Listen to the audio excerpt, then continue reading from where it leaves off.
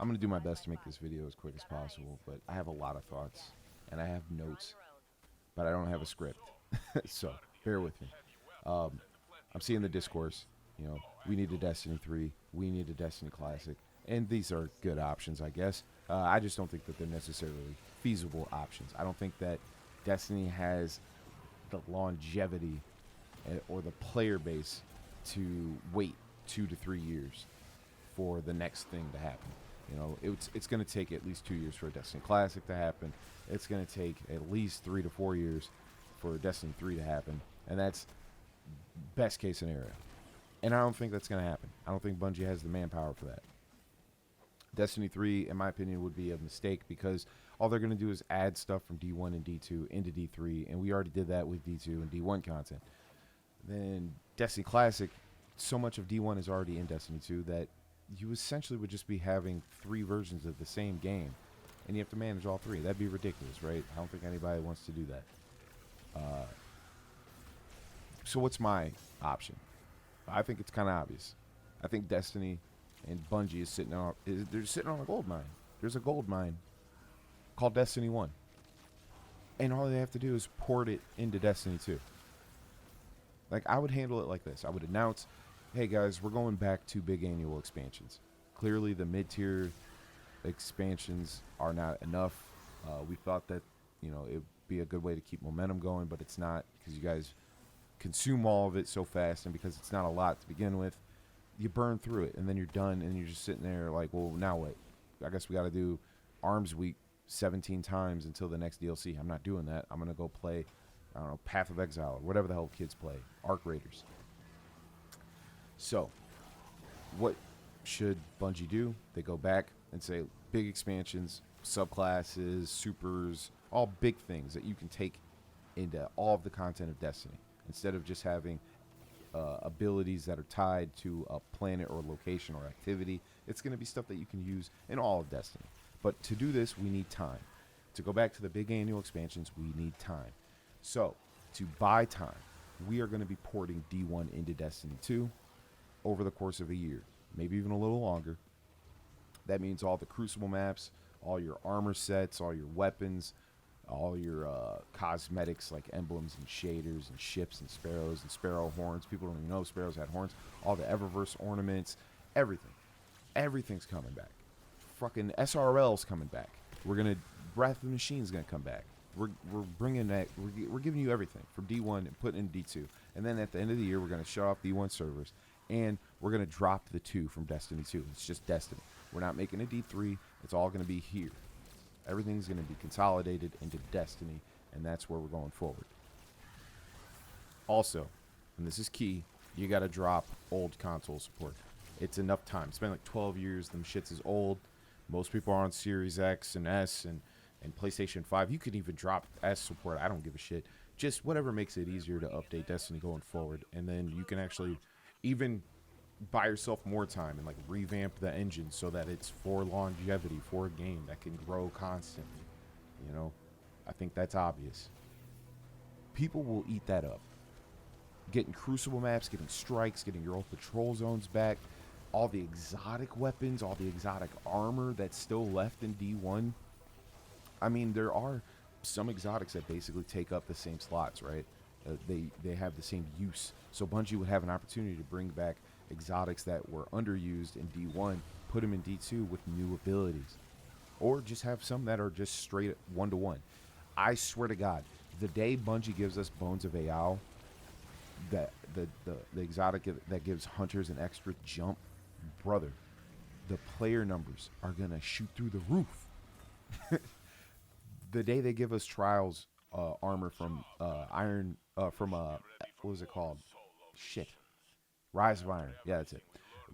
The day we get that armor back, oh God, people are going to go nuts. That's Bungie's sitting on a gold mine right now. So they port all this stuff in. And every 2-3 months, they do an injection. They'll call it an injection or a season or whatever the hell they want to call it. They give us Venus. They give us strikes from Venus. They give us everything that was on Venus. They even can create stories, like a campaign, so that New Lights can get accustomed to this location. Because right now the New Light campaign sucks. So they can have a year where they tell a new story. using old assets. That's what Bungie's the best at. Bungie's like Taco Bell, man. It's all the same ingredients, but they can flip and slap it and twist it, and it tastes like something completely different. Bungie can make a whole campaign with all the D1 content. You know, bring back the Plaguelands and Siva halfway through the year. Bring back Wrath of the Machine. And I don't care that they said Siva's dead. Just, who gives a shit? Time travel exists. Everything, Destiny, nothing has to make sense in this universe. You can do whatever you want. So we get Siva back. Get Wrath of the Machine. Get the Plaguelands back, but like actual Plaguelands with like all the crazy shit. Pause real quick. This is me from the future. I left a note out. If you already earned an armor set in Destiny 1, whenever it gets ported over to Destiny 2, it'll be transmogged for you. So you don't have to go earn it over again. So if you had the Age of Triumph armor set, you get to walk around stunting in that. An armor set that's unattainable because you had to be a veteran player to get it. But the Vault of Glass from Age of Triumph, that ornament set, which was sick, you'll have that too. But people will be able to earn that. They'll go do like the epic version of the Vault of Glass to get that armor set. But you'll have it. And people will see you stunting, walking around the tower like a badass and be like, damn, I got to go get that. And then they'll ask you for help. And now you're building community. The Wrath of the Machine, you'll have that ornament set. But people will have to go do the epic version of Wrath of the Machine to get it. To get Nano Phoenix. All these things that you are already going to have all this if you're a veteran player. Right? But you'll be able to flex and stunt on everyone, and it'll drive people to want to jump in and go do all the old stuff, old to you, new to them, right? And you're building a community and you're building momentum. Okay, back to the video. Sorry about that. Over the course of a year, what are you doing? You're building momentum. Do you guys remember, if you've been playing for a while, you'll remember before Lightfall, what did we have? We had momentum from Season of the Chosen all the way to Lightfall. We had momentum. And that's why Lightfall sold like hotcakes. It was ass. The campaign sucked. But going into it, we were full steam ahead, man. It felt like Bungie couldn't fail. We had momentum.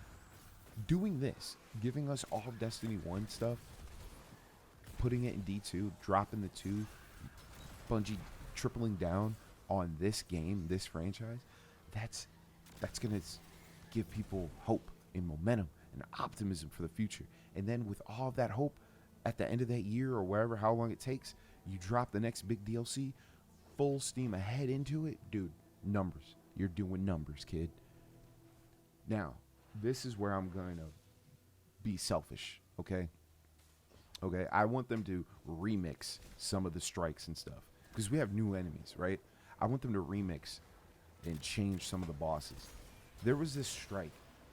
I can't remember the name. It was on Venus, and at the end of it, you fought a giant Hydra. And we essentially have that boss in the what's it called? Hypernet current? Yeah. It's already in the game, basically, right? So what if it was a giant imp swarm? Ooh. We haven't had that yet. We haven't had an imp boss yet. That'd be scary as hell. But they could do that with all of the strikes. Go nuts with it. Put Wyvern bosses in. You know, a Corsair boss. We have Corsairs in the game, and people forgot that they exist because they're only on Kepler. You could put those in the game. It'd be nuts. Imagine they do Wrath of the Machine, and they have Siva Corsairs. That would be scary. That'd be so scary. I want them to just go nuts with this stuff. All the exotics that we had, they could do quest lines. Give us exotic quests on Venus so that at the end of it, you get Pocket Infinity. People don't even know what the hell Pocket Infinity is. That is like, if you know what Pocket Infinity is, you are a vet. You've played Destiny for a long time because that gun was so broken, they just retired it. It was the only exotic that Bungie gave up on. They never did that before. Bungie has since remixed and reworked exotics. Pocket Infinity, they were like, we don't know how to balance this, and they axed it. It's still in the game, but it can't get leveled up. But imagine they bring it back with a Venus exotic questline. You have to do like Ishtar collective stuff. Brother, this shit writes itself, all right? I barely know the lore, but I can tell you I know enough that would be sick and people would lose their minds. Okay, breathe. We're going to take a moment here just to digest all of that, because I really do think that's the best path for Bungie. Everything I'm about to say is me wanting this for me. Okay, if you agree, cool. If you don't, I don't care. I think that this would be awesome. I think Bungie should go in a new direction with annual expansions. I think that we should have an annual expansion where you get to evolve the world that you're in. As it stands, like when there's an annual expansion, what happens is Bungie drops it, and then 3 months later we go to a new location. We go to Nessus, fight Hive or whatever the hell is on Nessus. And then we go to Titan or wherever the hell, and then we fight stuff there in the next season. But I would like it if we had an annual expansion where every act, every season takes place on that planet, and then it evolves, and you get a new patrol zone. Because right now, I look at the world destination tab, whatever the hell it's called, and I click on a planet. I'm like, oh, they brought back Titan, and it was Neomuna. I forgot that Neptune even existed. And I played my ass off on Neptune, but I forgot it existed. And it's because we didn't really do much with it. And I think that it would make more sense if throughout the year we evolve these things. You know, instead of having this area just get thrown away just because it was good for 3 months or 2 months, whatever. Kepler's dead. I haven't really gone back to Kepler other to do a Caldera run. And I think that speaks to a lot of people. We don't care about these locations after 2 months. But what if throughout the year that location evolved? Every act it changed. Here's a rough draft. If I get the lore wrong here, relax. It's a rough draft, and I'm not a writer. So let's say the next DLC happens. It's Tora Bottle, which is the Cabal homeworld that got taken over by Zivu Arath. Zivu and Savathun team up because they're pissed off that we killed Oryx, and they go to Tora Bottle to find a weapon that the Cabal have that can destroy the solar system. Kaido finds out because she has like informants or some shit stationed on Tora Bottle, and they message her a red alert, and she tells us we got to get there. So we go there. It's the first time we're out of the solar system, and we have to take out this weapon, and then in the raid we fight Zivu Arath's Dominus. She has her own Dominus called the Devotee, and you know, Cabal love war. She's the god of war. It makes sense that he would worship her. In that raid, we take him out. You know, he can be the main antagonist too throughout the first act, and then we actually kill him in the raid, which would be great. Which would be like the Taken King. Does anybody remember that? In the Taken King, you fought Oryx the whole time, and then you went into the raid and you fought Oryx and you killed Oryx. Do that. So that's Act 1, Tora Bottle. Act 2, Zivu Arath is pissed off because we killed her devotee, and she wants to rebuild the army. So she finds a Cabal cloning facility. That's where the dungeon takes place. It's us shutting down the cloning facility. And this cloning facility, she's been like infusing with Hive shit, you know? And she's created Hive Cabal hybrids. So we get like a new enemy variant for that whole season or act or whatever, Act 2. That'd be sick. Then we get the final act, right? And Zivu Arath and Savathun fight each other because Zivu Arath decides that she needs the light because she can't, you know, get to like a throne world of her own. So she tries to kill Savathun and take her ghost or whatever. So Savathun defects and starts working with us. Kaido shows up, or well, maybe Kaido's been there the whole time, whatever. But Kaido's like, all right, we're gonna take her out now. We have to go. She's on her back foot. This is it. And then we kill Zivu Arath in the epic version of the raid. Boom. That's a rough draft. And that's enticing. That's awesome. That's exciting. I want to do that. I want to live that.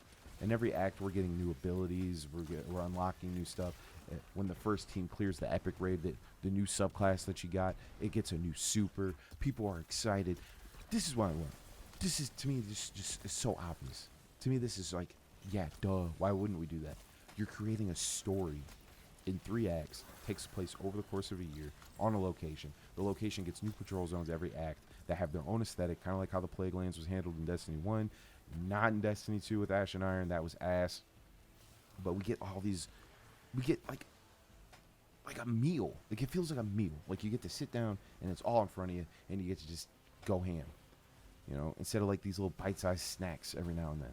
You know, I don't want to do Arms Week forever. You know what I mean? I don't want to do whatever the hell the other events are. I don't want to do that. I want to have a story being told throughout the year, and there's a huge payoff. That's just me. I don't know how you guys feel about it, but to me that makes the most sense. All right, I stand 10 toes down on my first half of this video where I was like, this is what Bungie needs to do. Just give us D2 and D1, combine them, and we consolidate them, and then just go with Destiny going forward. Drop old console support, and just go big annual expansions. After that, when it's the idea I had for going to Tour Battle, that's just me. That's completely selfish. But if you agree with it, cool. If you don't, I don't care. I don't care. All right. I hope this video was short. It's 14 minutes. That's not too bad. Your TikTok brains aren't that rotted. I'll catch you guys in the next one. Take it easy.